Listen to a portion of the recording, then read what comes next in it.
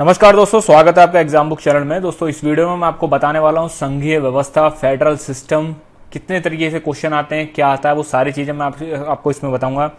देखिए, टॉपिक शुरू करने से पहले मैं एक चीज आपको बार बार ये चीज बताना चाहता हूं। पहले भी मैं बता चुका हूं और अभी भी मैं बता रहा हूं कि देखिए, संविधान के साथ एक सबसे बड़ी प्रॉब्लम पता है क्या है कि जब हमारे सामने क्वेश्चन आता है ना स्टेटमेंट वाले, जब स्टेटमेंट वाले क्वेश्चन आते हैं ना, तब वो दोनों स्टेटमेंट हमें जो है सही लगते हैं। या तो दोनों सही लगेंगे या दोनों गलत लगेंगे, ठीक है। इसीलिए जो भी चीजें मैं आपको बताता हूं उसको ध्यान से समझना, सिर्फ और सिर्फ मेरे नोट्स के चक्कर में मत रहना, या फिर आप पूरी तरीके से वीडियो दोनों को जब तक आप कंबाइन करके नहीं चलेंगे, ठीक है, मैं मजाक नहीं कर रहा हूं, आप जो है वहां पर नुकसान उठाएंगे, ठीक है। तो संघीय व्यवस्था क्या होता है इसके बारे में आज हम थोड़ा सा डिटेल से बताएंगे, ठीक है। तो चलिए देखते हैं क्या है। देखिए, सबसे पहले मैं आपको बता दूं कि संघ का मतलब क्या होता है। वैसे तो मैं एक वीडियो में पहले बता चुका हूं, लेकिन संघ क्या होता है, देखिए सबसे पहले ऐसे समझ लीजिए कि संघ की परिभाषा में बता देता हूं। अब मैं संघीय सरकार और राज्य सरकार के बारे में आपको बताऊंगा, ठीक। देखिए, जैसे क्या होता है, कोई देश है, ठीक है, ये कोई देश है, तो देश को रन करने के लिए, देश को चलाने के लिए क्या होता है, सरकारें होती हैं, ठीक। भाई सरकार ही चलाएगी किसी देश को, ठीक है। अब ये सरकार क्या होती हैं, ये दो तरीके की होती हैं। एक होती है एकल सरकार, ठीक है, और एक होती है संघीय सरकार। एकल सरकार में क्या होता है कि पूरी पावर, फुल पावर जो है, फुल पावर सेंट्रल के पास होती है, मतलब केंद्र के पास होती है, ठीक है। और यहां क्या होता है, यहां पावर का बाइफर्केशन हो रहा होता है, पावर जो है बटी होती है, ठीक है, क्लियर बटी होती है। एक होती है केंद्र के पास कुछ पावर होती है, कुछ होती है राज्यों के पास, ठीक है। तो ये अंतर होता है आपका एकल में और असंघीय में, ठीक है। अब हमारा मेन टॉपिक ये हमारा टॉपिक का पार्ट भी नहीं है, और इसमें इतना ही आपको बता सकते हैं कि इतना ये चीजें होती हैं, ठीक। हमें आज मेन पढ़ना है कि संघीय क्या होता है, संघीय सरकार क्या होता है। इसके कुछ एग्जाम्पल देख लीजिए, ठीक है। जैसे एकल संविधान के कुछ, एकल जो सरकार है उनके कुछ संविधान, उनके कुछ मतलब एग्जाम्पल हैं, जैसे ब्रिटेन हो गया, फ्रांस, ठीक है, चाइना हो गया, इटली हो गया, ठीक है, स्वीडन हो गया। यहां पर क्या है, ये छोटे छोटे कंट्री हैं। जैसे चाइना को आप कहेंगे छोटा कंट्री तो है नहीं, लेकिन यहाँ कम्युनिज्म है, ठीक है। यहाँ पर सारी पावर जो है वो केंद्र के हाथ में रहती है। ब्रिटेन, फ्रांस, इटली, स्वीडन, ये सब छोटे छोटे कंट्री हैं, ठीक है। यहाँ पर जितनी भी जो भी पावर होती है वो सब सेंट्रल के हाथ में होती है। और इसका एग्जाम्पल क्या है, संघीय का एग्जाम्पल क्या है, सबसे बड़ा एग्जाम्पल इंडिया है, अमेरिका है, ऑस्ट्रेलिया है, ठीक है, ब्राजील, रशिया, ये सारे कंट्री जो हैं आपके जो हैं ये संघीय हैं। मतलब यहां पर केंद्र और राज्य में बकायदा संविधान के माध्यम से या फिर अलग अलग चीजें बताई गई हैं कि हाँ भाई केंद्र को ये करना है, राज्य को ये करना है। लेकिन ये एकल में क्या है, इसमें सब कुछ राज्यों को, इसमें सब कुछ केंद्र को ही करना है, ठीक है। इतना समझ में आ गया आपको, बस। अब देखते हैं कि भारतीय हमें मतलब है अपने देश से, भारतीय राज्यों का संघ क्या है। देखिए, पहला एक क्वेश्चन स्टेटमेंट ऐसा आ जाता है कि भारत में संघ का कहीं भी चर्चा नहीं करेगी है। याद रखना इस चीज को, भारत में संघ की कहीं चर्चा नहीं करेगी। अब बहुत सारे बच्चे क्या कहेंगे, सर आर्टिकल 1 में तो कहा गया राज्यों का संघ, करेक्ट, वहां पर राज्यों का संघ कहा गया है। मतलब ये पूरा एक वर्ड है, राज्यों का संघ,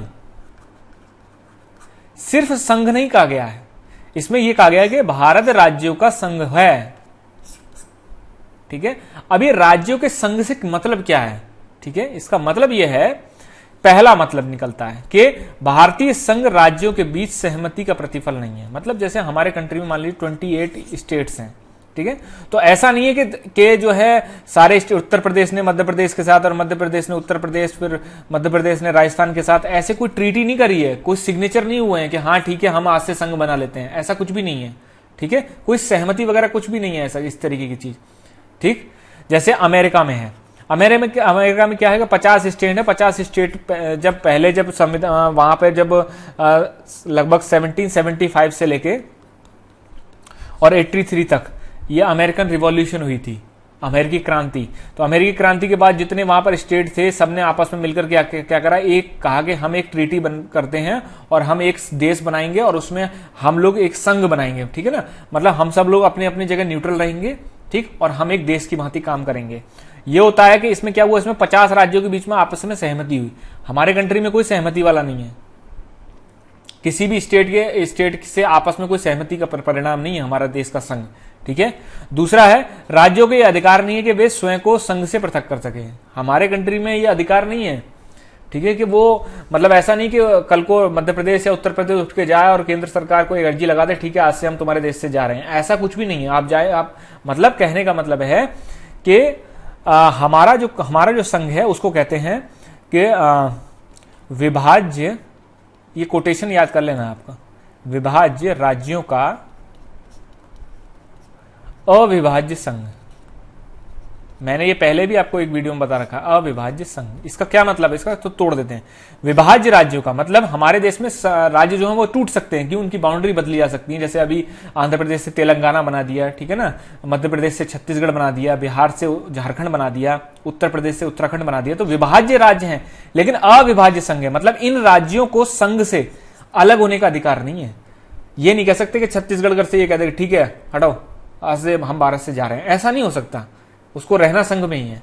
ठीक है, आगे बढ़ते हैं।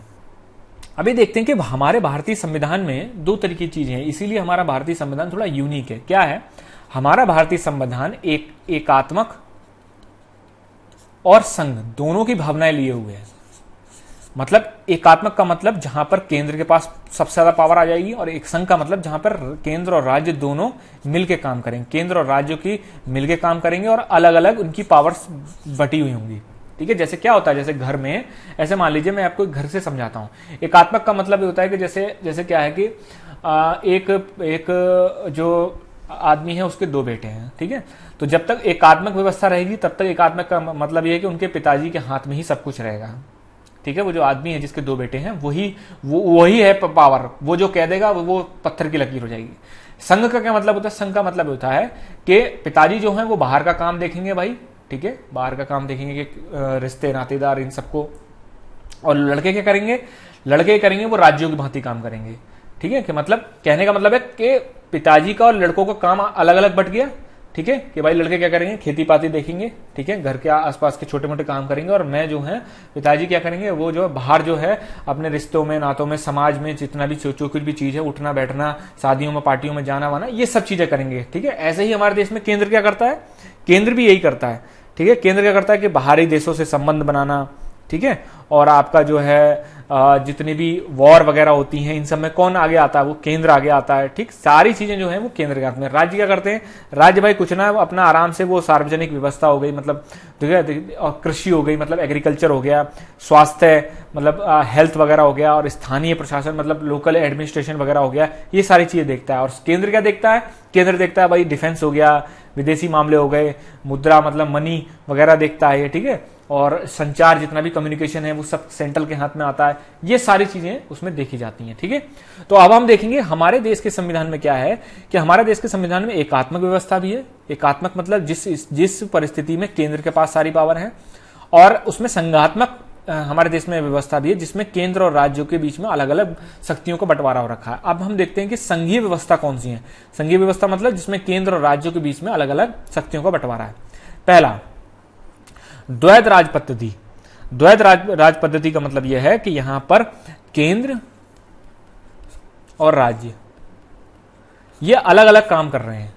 मतलब केंद्र अपना काम कर रहा है, राज्य अपना काम कर रहा है। मतलब दो तरीके की यहां पर राज्य पद्धति है, मतलब दो तरीके से यहां पर स्टेट जो है वो पूरा कंट्री गवर्न होता है। सेंट्रल गवर्नमेंट अपना अलग काम करती है, स्टेट गवर्नमेंट अपना स्टेट में काम करती है। ठीक है, दूसरा है लिखित संविधान। हमारे संविधान सबसे लंबा और सबसे बड़ा संविधान है, यहाँ एक एक चीज के बारे में डिटेल में चीजें लिखी गई हैं, इसलिए ये लिखित संविधान है। लिखित संविधान में क्या है कि भाई उसमें बाकायदा बताया गया है कि इतने ये काम केंद्र को करना है, ये काम राज्य को करना है। ठीक है, इतने अनुच्छेद हैं, ये सारी चीजें आपको जो है डिटेल में इसमें बताई गई हैं। नेक्स्ट है आपका शक्तियों का विभाजन। शक्तियों का विभाजन मैंने आपको बता दिया कि जैसे इस हमारे देश में है कि केंद्र सरकार के पास 100 विषय हैं, 100 विषय मतलब 100 सब्जेक्ट हैं, उसके वो कानून बना सकती है। राज्य के पास कितने हैं, राज्य के पास आपका 61 हैं, और आपका समवर्ती मतलब दोनों में से दोनों राज्य और केंद्र जिस पर बना सकते हैं वो हैं आपके 52। ठीक है, तो ये आपका क्या है, ये शक्तियों का विभाजन हो गया। क्लियर बता दिया भाई आपको ये करना है, आपको ये करना है, आपको ये करना है। ठीक है। फिर है संविधान की सर्वोच्चता। हमारे कंट्री में संविधान की सर्वोच्चता मतलब केंद्र और राज्य सरकारें या विधानसभाएं या संसद कोई भी कानून अगर बनाएगी तो वो संविधान को सर्वोच्च रखते हुए बनाएगी। अगर संविधान का हनन होता है तो वहां पर उच्चतम न्यायालय और उच्च न्यायालय आ जाते हैं। कठोर संविधान मतलब हमारे देश में क्या है कि संविधान में संशोधन करना बहुत कठिन है। मैंने आपको बता चुका हूं संविधान में संशोधन, ठीक है, 2/3 बहुमत चाहिए होता है प्रेजेंट एंड वोटिंग का, और उसके बाद हाफ चाहिए होता है टोटल स्ट्रेंथ का, ठीक। तो संविधान में जो संशोधन करना है वो बहुत ज्यादा कठिन है। दूसरा है आपका स्वतंत्र न्यायपालिका, कि भाई हमारी जो न्यायपालिका है वो बिल्कुल तरीके से स्वतंत्र है, उस पर किसी भी तरीके का कोई भी दबाव नहीं रहता है। फिर आपका द्विसदनी व्यवस्था। द्विसदनी व्यवस्था मतलब ये होता है कि जैसे आपका संसद में क्या होता है, संसद में लोकसभा राज्यसभा, ठीक है, ये आपका होते हैं। इसमें भाई पूरी तरीके से जो है एक तरीके से भारतीय संघीय व्यवस्था इसमें दिखती है, मतलब कि आपका जो है दो सदन बना रखे हैं। कोई ऐसा नहीं कि एक ही सदन है उसी में सारे के सारे लोग आ रहे हैं, ऐसा कुछ भी नहीं है। तो द्विसदनी व्यवस्था, जैसे क्वेश्चन पता है कैसे आते हैं, क्वेश्चन ऐसे आते हैं भारतीय संविधान की संघीय व्यवस्था, संघीय लक्षण कौन से हैं, तो ये सारे संघीय लक्षण हैं, ठीक है। अब जैसे हम बताएंगे आपको एकात्मक लक्षण कौन से हैं, तो एकात्मक ही है। एकात्मक का मतलब ये कि जिसमें केंद्र सरकार को ही पावर है। जैसे सबसे पहले सशक्त केंद्र, ठीक है भाई, सशक्त केंद्र का मतलब ये है कि मेनली क्या है कि सबसे ज्यादा आप देखोगे कि केंद्र की सूचियां, मैंने आपको बताया, ये देखिए ये केंद्र के पास 100 सूचियां, सबसे ज्यादा पावर इसको दे रखी है, मतलब सबसे ज्यादा कानून बनाने की शक्ति जो है वो केंद्र के पास है। राज्य के पास क्या है, मात्र 61 चीजों में वही वो कानून बना सकता है, लेकिन केंद्र 100 चीजों में ये बना सकता है और 52 में ये यहां बना सकता है। 152 विषयों पर वो कानून बना सकता है, ठीक है। तो यहां पर केंद्र को जो है मजबूत करा गया, केंद्र को सशक्त किया गया। मतलब एक तरीके से ऐसा नहीं है राज्य और केंद्र के बीच में 50-50% का बंटवारा नहीं है, ठीक है, ऐसा कुछ भी नहीं है, ठीक है ना। तो ऐसा तो ये जो केंद्र की तरफ झुकाव ज्यादा है, तो इसीलिए इसको कहते हैं सशक्त केंद्र। उसके बाद राज्य अनश्वर है, मतलब राज्य अनश्वर मतलब ये होता है कि राज्य जो है वो केंद्र को छोड़ के नहीं जा सकते, मैंने आपको पहले बता चुका हूं। नेक्स्ट आपका एकल संविधान। एकल संविधान का मतलब यह है कि हमारे देश में एक ही संविधान है, ठीक है, वही उसी संविधान से केंद्र सरकार चलती है और उसी संविधान से राज्य सरकार चलती है। बहुत सारे कंट्री ऐसे हैं जहां पर केंद्र के लिए अलग संविधान है, राज्यों के लिए अलग संविधान है। हमारे देश में एक ही संविधान है। नेक्स्ट आपका संविधान का लचीलापन। संविधान का लचीलापन का मतलब होता है कि भारतीय संविधान में संशोधन की प्रक्रिया जो है वो उस तरीके की कठोर नहीं है जिस तरीके की अमेरिका में है। जैसे आप ये समझ लीजिए हमारे देश में क्या है, 100 से ऊपर तो आपके अभी तक मात्र 70 सालों में 100 से ऊपर आपके अमेंडमेंट हो चुके हैं, संशोधन हो चुके हैं। और उसमें अमेरिका में 1775 में जो है आपका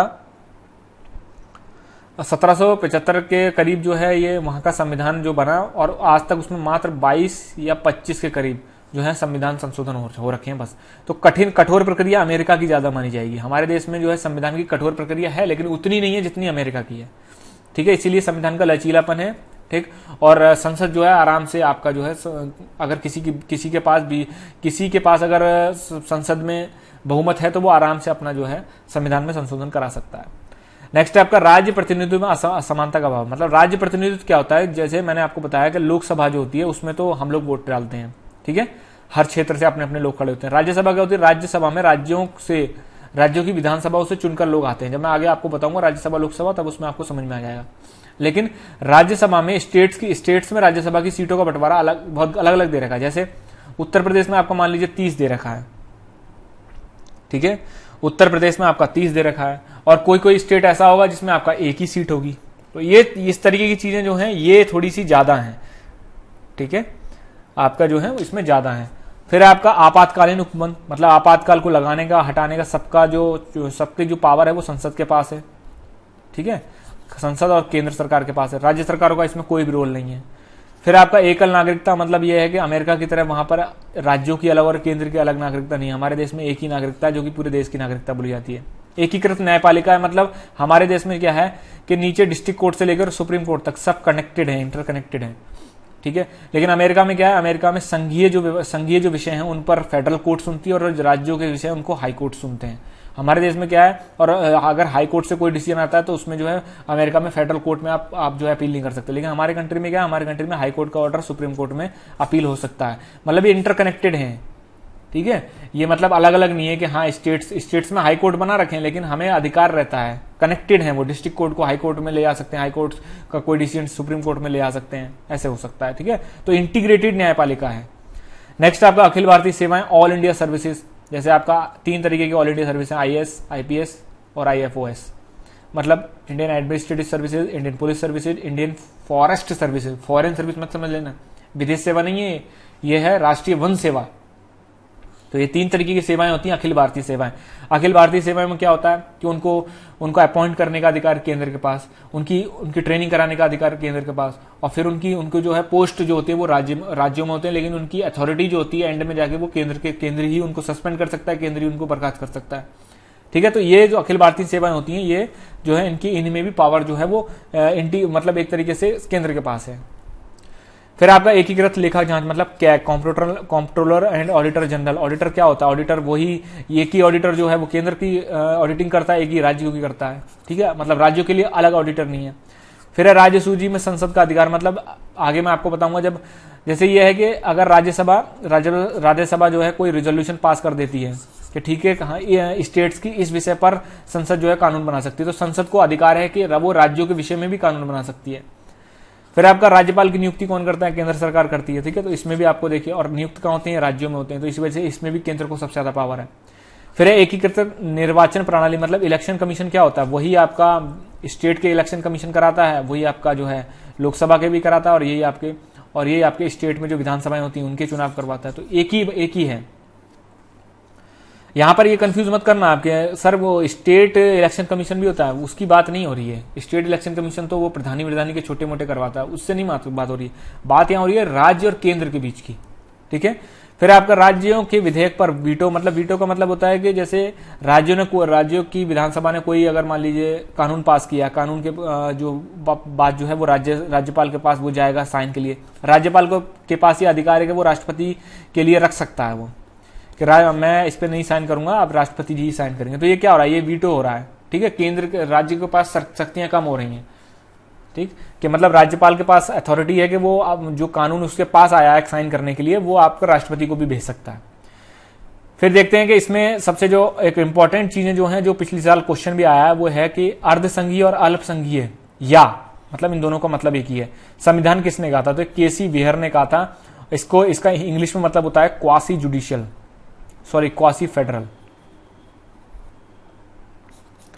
ठीक है, मतलब अर्धसंघीय, आधा संघ है, ठीक है ना, और आधा एकात्मक है। तो ये किसने कहा था, ये कहा था केसी वेयर ने। और ये सहकारी संघ मतलब इसका होता है कोऑपरेटिव फेडरलिज्म। ठीक है, इसका इंग्लिश में मतलब होता है। ये किसने कहा था, ये कहा था आपने ग्रेनविल ऑस्टिन ने कहा था। ठीक, तो दोस्तों ये आपका जो है टॉपिक खत्म हो गया। ठीक है, और इसके बाद हम लाएंगे आपका आपातकालीन उपबंध, इमरजेंसी प्रोविजन। Thank you.